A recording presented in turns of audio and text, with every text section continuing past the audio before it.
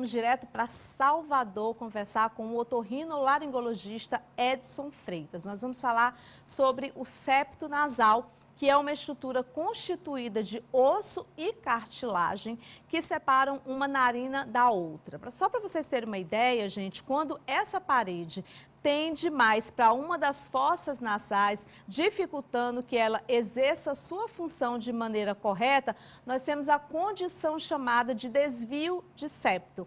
Estima-se que 80% da população brasileira apresente essa característica e é sobre isso que nós vamos falar com o otorrino Edson Freitas, direto de Salvador, a partir de agora. Doutor, muito obrigada pela entrevista, seja bem-vindo. Olá, Carla. Boa noite, obrigado a vocês pelo convite. Será um prazer aqui a gente bater o papo e esclarecer as dúvidas. Bom, vamos começar, inclusive, essa nossa entrevista explicando aos nossos telespectadores e internautas o que é, doutor, o septo nasal. Bom, o septo nasal é uma parede que vai dividir as fossas nasais entre um lado e outro. Eu estou até com um molde aqui para mostrar a vocês, tá?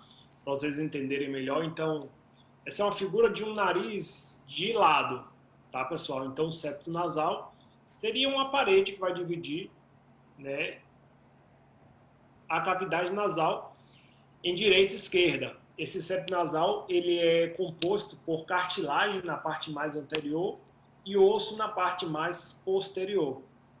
E aí, pode sim haver um desvio para um lado ou para o outro, mais de um lado que do outro, ou um desvio em S, e aí causa o desvio de septo, que popularmente aí a gente conhece. Que problemas ele pode trazer para a gente? Oferece riscos? Bom, a maior queixa dos pacientes que têm desvio de septo é a obstrução nasal, certo? Só que existe diversos graus de obstrução nasal. Então, uma pergunta aí que você iniciou, quando operar? A gente tem que avaliar para ver o quanto que essa obstrução nasal impacta a vida do paciente. Se é ao fazer um esforço físico, onde ele vai ter uma diminuição da respiração, se é ao dormir, que ele vai ficar incomodado. E a gente avalia caso a caso. Apresenta riscos? Sim, apresenta alguns riscos, né? Principalmente ao dormir, por exemplo, ele ajuda, né, a dificultar a respiração. O paciente pode ter diversos despertares por causa do incômodo, por causa do nariz entupido. Em meio a essa pandemia que a gente está enfrentando, hein, doutor, não é fácil quem tem problema com septo nasal, né? Com certeza. Um grande dado, né, bastante relevante, é sobre algumas pessoas que têm o desvio de septo, né? A gente tem que avaliar para ver se tem ou não a hipertrofia dos cornetos, que é o que? As carnes esponjosas, popularmente chamadas, que é essa região aqui, que fica lateral ao septo.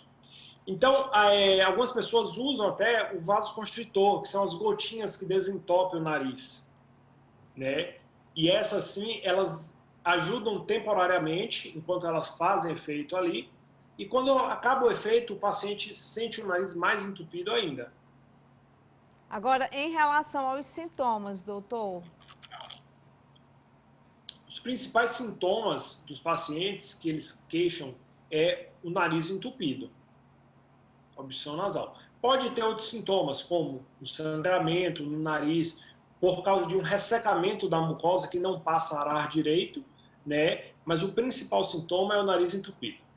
Uma coisa que o senhor falou que é muito interessante, geralmente quem tem um problema realmente no septo nasal tende a se sentir um pouco mais cansado. Eu já fiz a cirurgia de septo nasal, viu, doutor? E eu tinha, assim, um cansaço muito grande no meu coração, exatamente porque eu não respirava bem. Então, isso acabava atingindo, de uma certa forma, também aquele cansaço. E aí, quando eu fiz os exames, que o meu otorrino descobriu que era o septo nasal, eu aproveitei também para fazer uma plástica do nariz, porque é muito comum, inclusive, as pessoas fazerem isso, né?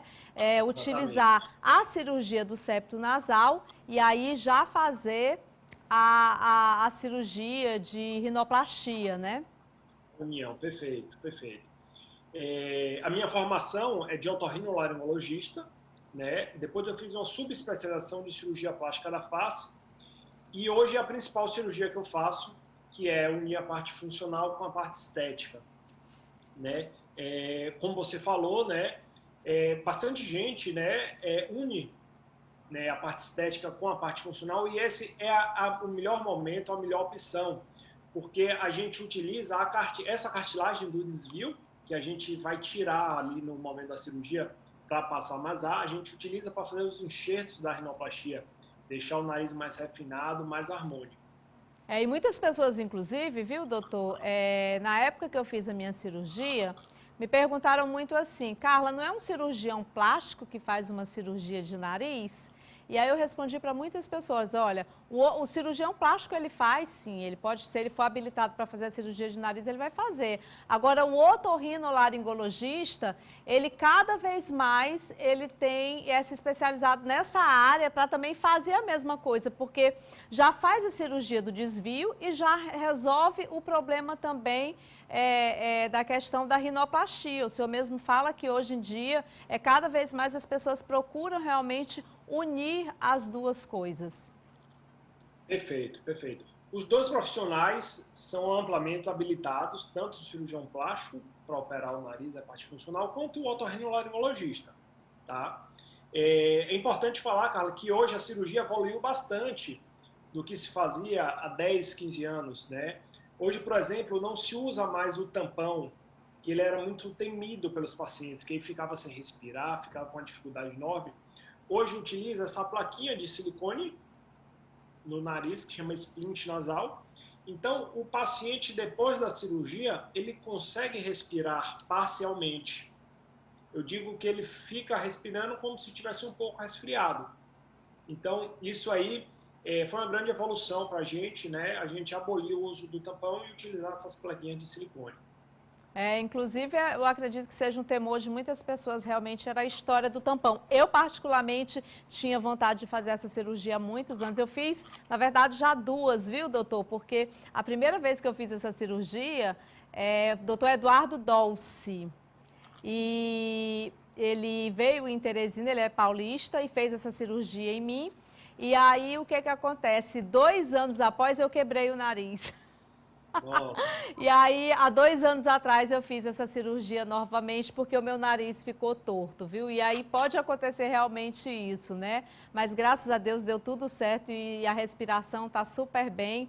E foi, assim, uma das melhores cirurgias que eu posso lhe dizer que eu já fiz na minha vida, pela minha qualidade de vida mesmo, porque eu melhorei muito a questão da respiração, a questão desse cansaço que eu sentia e também a questão estética, né? Mas eu tenho pergunta aqui de telespectadores para você, viu? Vamos lá, Marquinhos, coloca aí.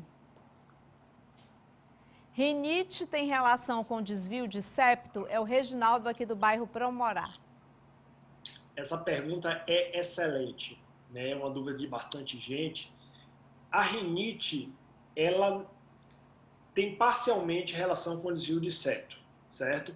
A gente tem que ver qual que é a principal causa dessa rinite. Na maioria dos casos, é uma rinite alérgica, né? Então, o ideal é tratar, né, o que está causando essa rinite alérgica, ver se é poeira, se é pó, fazer higiene ambiental.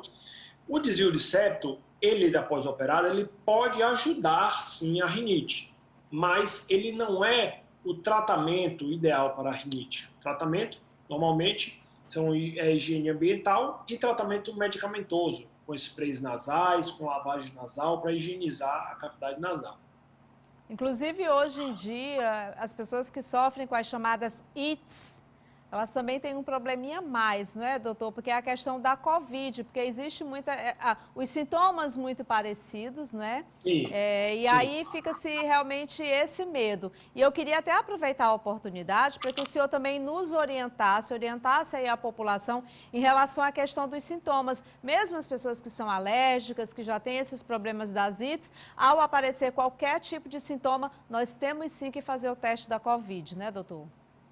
Perfeitamente, perfeitamente. Porque o Covid, né, é uma grande parcela da população que tem é assintomática, né? Ou tem sintomas muito leves.